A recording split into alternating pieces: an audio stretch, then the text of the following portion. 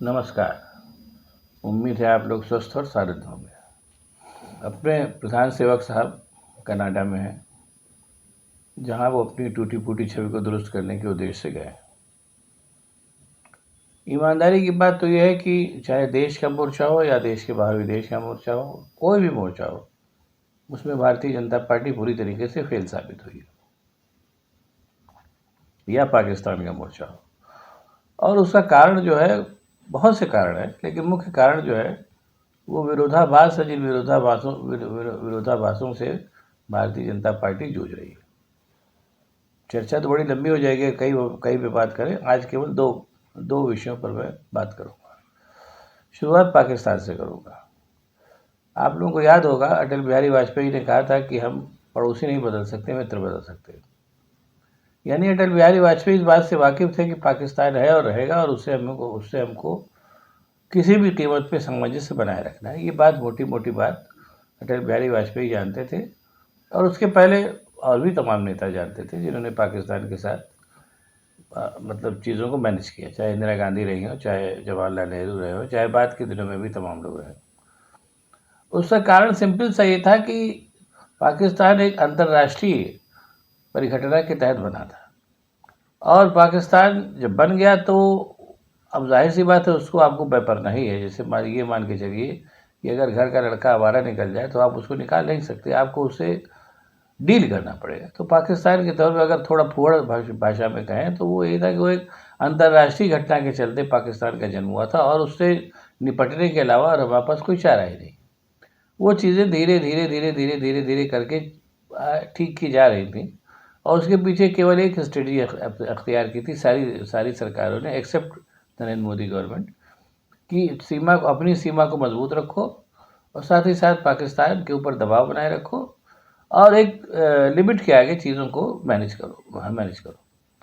हर बार युद्ध ही विकल्प नहीं था, और भाषा पर भी संयम रखा जाता था पूरी तरीके से, और जब ज़रूरत होता था पाकिस्तान को सबक भी सिखाया जाता था, लेकिन भाषा पर संयम रखा जाता था। जैसे आज बात चली तो मैं आपको बता रहा हूँ, जैसे सर्जिकल स्ट्राइक, अब हम तोड़ के जवाब दे देंगे और गोली मार देंगे, ये सब इस किस्म की जो भाषा, जिस भाषा का प्रयोग नरेंद्र मोदी करते हैं कि हम गोला मारेंगे, ये सब सारी बातें, वो सब चीज़ों से परहेज़ किया जाता था। नरेंद्र मोदी ने जितनी सर्जिकल स्ट्राइक की होंगी हल्ला मचा मचा करके, उससे ज़्यादा सर्जिकल स्ट्राइक मनमोहन सिंह की सरकार, उसके पहले की सरकारों ने की, लेकिन हल्ला नहीं मचाया। उसका कारण ये था कि और कुछ बहुत बड़ा कारण था, सिंपल कारण था कि पाकिस्तान को तो रहना ही रहना है, और आपकी सीमा पर ही रहना है, और हर देश का अपना एक स्वाभिमान होता है, चाहे कितना गिरा हुआ देश हो।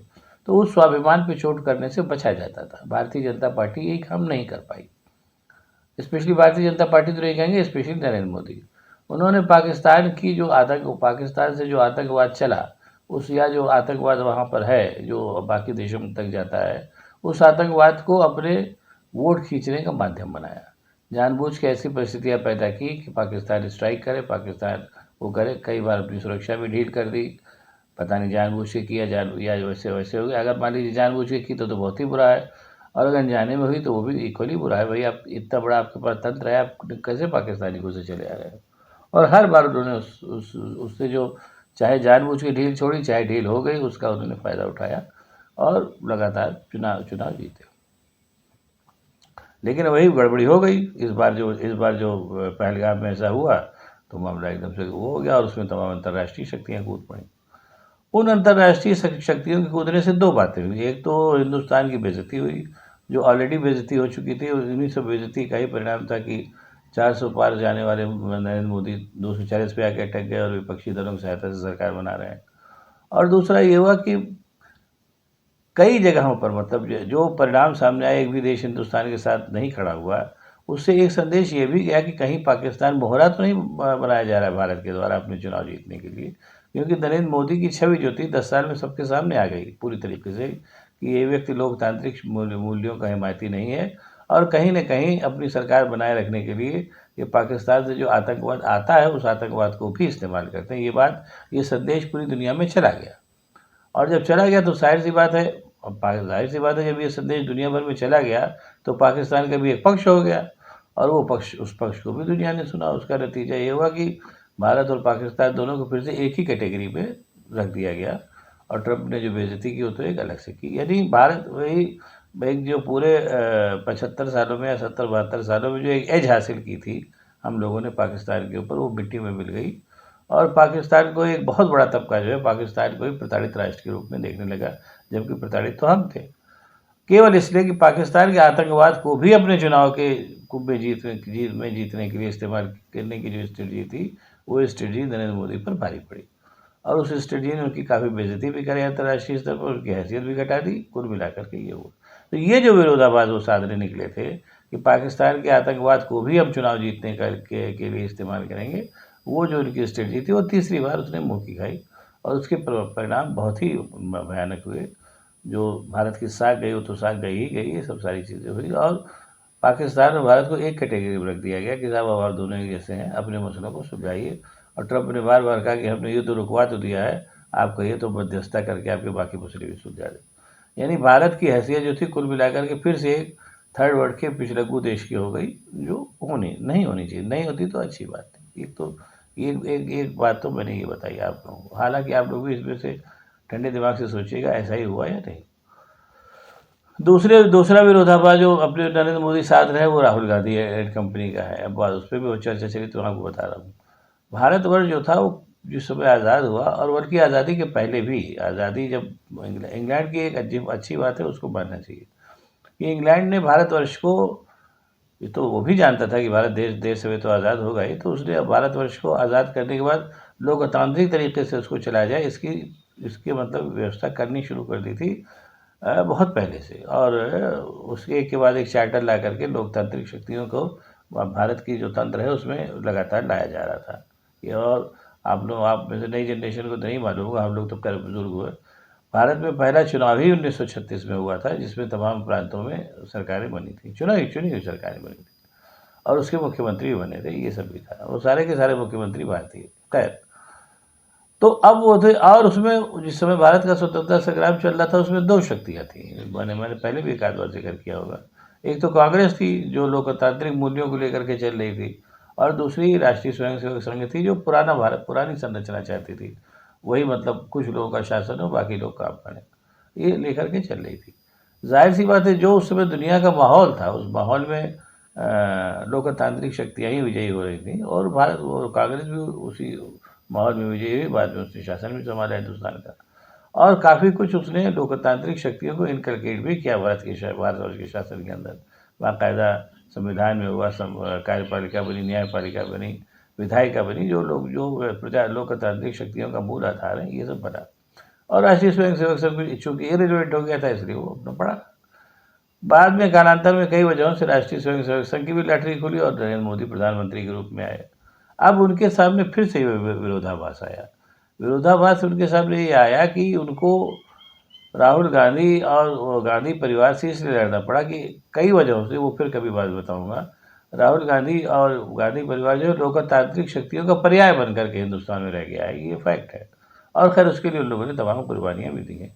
अब इसलिए इस चीज़ को तो कह नहीं सकते हैं, तो इसलिए जो संघ की पुरानी स्ट्रेटजी एक बदनाम करो, बदनाम जो वो कितनी बदनामी की गई तो उसको दोहराने की जरूरत नहीं, आप सब लोगों ने देखा भी। लेकिन सवाल ये पैदा हो रहा है कि बदनामी तो आप कर रहे हैं, लेकिन दे कुछ नहीं पा रहे हैं।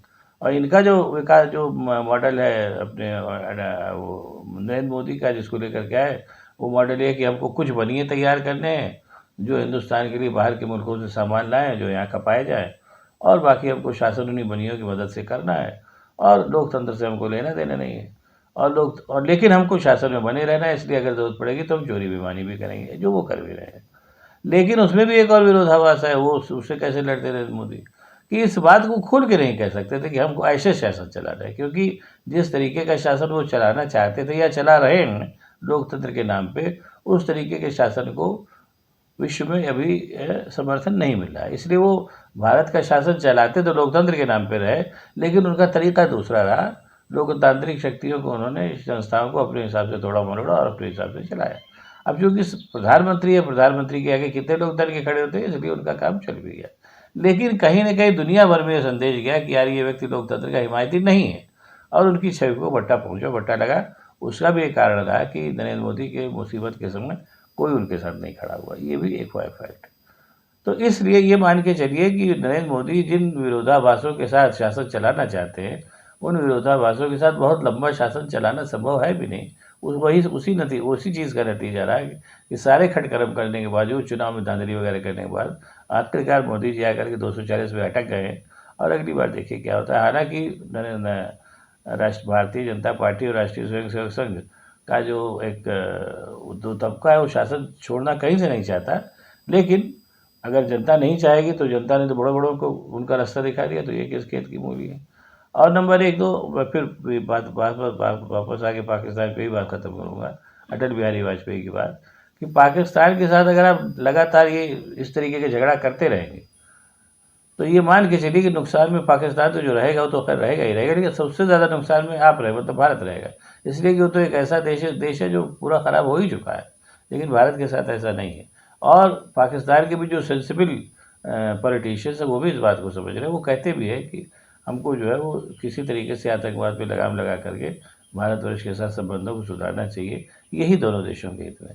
तो बजाय उन देशों उस ऐसे पॉलिटिशियंस को प्रश्न देने के बजाय, मैंने तो नरेंद्र मोदी के शासनकाल में एक बार भी नहीं देखा कि पाकिस्तान के उन तत्वों को जो इस विचारधारा के हैं कि दोनों देशों के बीच संबंध अच्छे होने चाहिए, कभी भी दिल्ली बुलाया गया और उनके साथ बातचीत की, उनको सम्मानित किया गया। उसका कारण ये था कि पाकिस्तान से आ रहा आतंकवाद तो बुरा है, लेकिन वो हमको चुनाव जिता सकता है, इसलिए हम उसको होने देंगे। अब अगर आपको ये वीडियो पसंद आया तो इसको लाइक करिए, शेयर करिए, साथ ही साथ मेरे चैनल को सब्सक्राइब करिए, ताकि मैं ऐसी बातें आपको बताता रहूँ। बहुत बहुत धन्यवाद, नमस्कार। Pakistan believes that we are in an untenable situation today. We have no dispute mechanisms, resolution mechanisms between India and Pakistan to nuclear armed powers. No to the United Nations, no to the UN Security Council, no to bilateral dialogue, no to mediated dialogue, no to an independent inquiry, and the last remaining dispute resolution mechanism, the Indus Water Treaty, no to that as well. If we're going to leave the fate of our two countries to these nameless, faceless terrorist groups, we are damning the new generation of India and Pakistan to a horrible, horrible fate. That's not a fate that I would like to see our people on either side of the border in.